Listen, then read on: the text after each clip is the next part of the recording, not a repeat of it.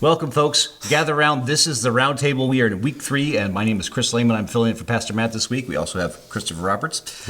And this week, our sermon is the next 50. As we kick off our next 50 years here at La Casa de Cristo, we are going to be celebrating a whole year of ministry, and it's going to be a look forward, not a look back. We are going to look back and see where we've come from, but we are going to look forward into the future for the next 50 years. So this scripture verse, Christopher, was based on Jeremiah 29, which is going to be our theme for the next 50 years going on. So a long time. I just turned 50, just so you know. So I feel like this church and me, we're all celebrating all at once. I've been here as long as I can remember too. So well, that's awesome. This was as a great verse. We were talking earlier, and you said one of the most quoted verses in the Bible. Yeah, and it really is a message of hope and joy from not just for the Israelites back then, but for us today. Let's kind of delve into Jeremiah. Give us the backstory of what's happening in Jeremiah 29 and how we get to this point of God saying to them that He's got a plan and a hope and a future for them. Yeah, so I think it's really important when we're looking at the prophets to see what time period they were in. And Pastor Ruby did a really good job highlighting what was going on during that time for the Israelites. I mean, they had just been shipped out into exile, into Babylon, and that was a pretty dark and scary time for them. And it was something that they were worried they were never going to get out of. I mean, when you get exiled by a nation like Babylon, which was the strongest in the world at the time, you don't expect to come back home. You don't expect to return to where you are. And before, when we're looking at Jeremiah in these previous chapters, it honestly seems like the Israelites have lost all hope and God has removed His hands from them, I think is what it says. And that's a pretty scary thing to see. The God you once believed and once worshipped has removed His hands from you. That's scary. It's very scary. I mean, the Israelites went through, just from the very beginning of times of, being very faithful to God to distancing themselves from God. So they're kind of in the period of coming back to God, even though they're in a distant land. Yeah. So it's a very interesting a time for them, but also for us today. Yeah.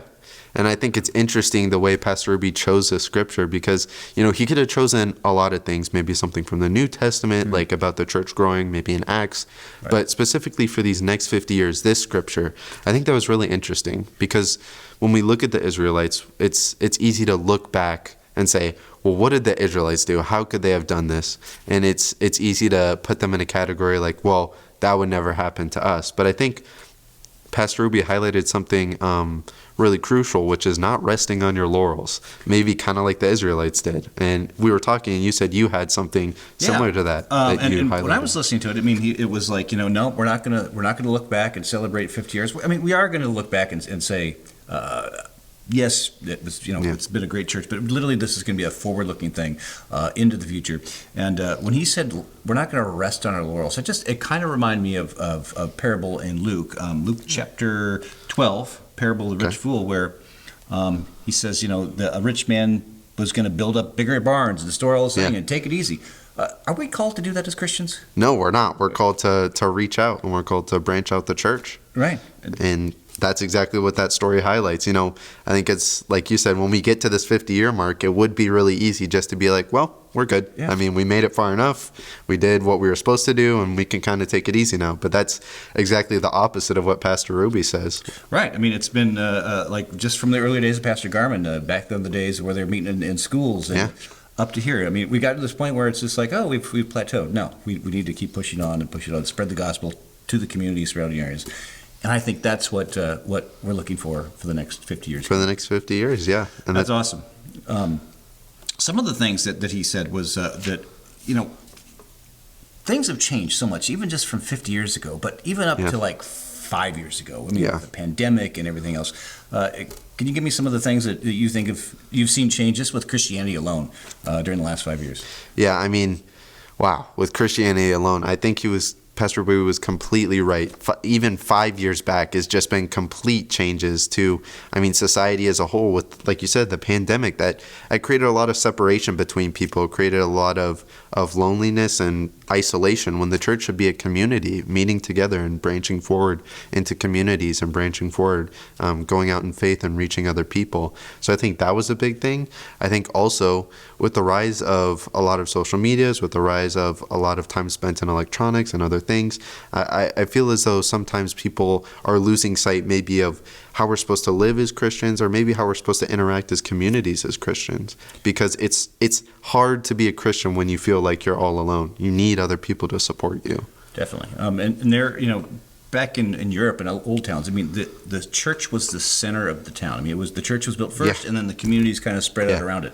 And church life was the center of your life. That's what you did. I mean, it was all about church. And I think that today we've kind of gotten away from that, where even the churches in our community aren't necessarily, people are involved in them or whatever.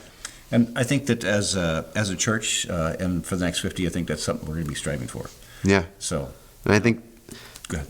That's something to highlight even here in Jeremiah when he picks the specific verses 11 and 12, for I know the plans I have for you. I mean, that's such a powerful verse that applies to Israel, kind of like the indication that no, God has not forgotten about you. God cares about what you're going through.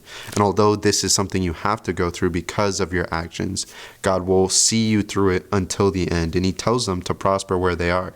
And I think as a church, we can apply that to our lives as well. Prosper where God's putting us, even if it's not the ideal place. And it's exactly right. In that verse, he says, prosper. Be a blessing to those that are around you. Don't be put on a sad face because you're in exile. I mean, really show the love of him to others. And I think that we're still being called to do that today. I mean, to be examples to those that may not be believers, may have fallen away from the church or not believe in God. So it's so fun to me to read these scriptures that are thousands of years old and are so relevant today in our lives. I mean, almost more than ever. Go ahead. And I think it's just beautiful. I think we could spend another 50 years going through Jeremiah. So I think it was a beautiful scripture. Just Jeremiah 29. I believe so. Even just looking at Jeremiah, because this is one of those ones where, I mean, God really put the Israelites in Babylon. They let Nebuchadnezzar conquer them. So, I mean, he essentially put them there, but is still telling them, I still have a plan for you. I'm going to prosper you, even though you have turned your back away from me for many, many times, and I still love you. I'm still going to take you through. And that's one of those things that is still relevant today.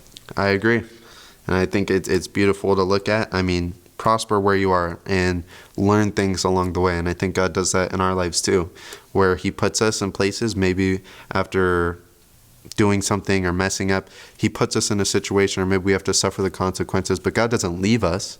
He lets us learn and grow in those scenarios and brings us back to Him, and always lets us know that He has a plan for us, regardless of whether we mess up, whether we don't, and He will always be there for us and teach us and guide us. That's an excellent point. I mean, in those times where we feel like we're, maybe out or down and maybe God's not around us, as Christians, we know that we still have the hope and the joy that He is still with us, even though we're going through difficult times. I don't remember if you remember a sermon Pastor Matt had several years ago that was talking about Psalm 23. We're going through the valley of darkness. We don't stay in the valley. We just go through it. We endure it, we go through it, and we come out on the other side. I think that's a beautiful point. It was a wonderful sermon. I stole it from him. Anyway, in your small groups today, there's a little question guide. I think you'll find some questions in there that are very thought-provoking and that you guys can really spend some time and delve into Jeremiah chapter 29. I encourage all of you to read Jeremiah chapter 29 beforehand and go through these questions and have a lively small group discussion. Any other things? Anything else you'd like to add before we end today? I think we did a great job. I think we did. Hard to cover Jeremiah 29 in one take, but we have another 50 years. We have another 50 years to explore Jeremiah 29. So, Christopher, thank you for being here today. Thank you. And I hope all of you are blessed in your small groups today, and we will see you on the next Roundtable. God bless you.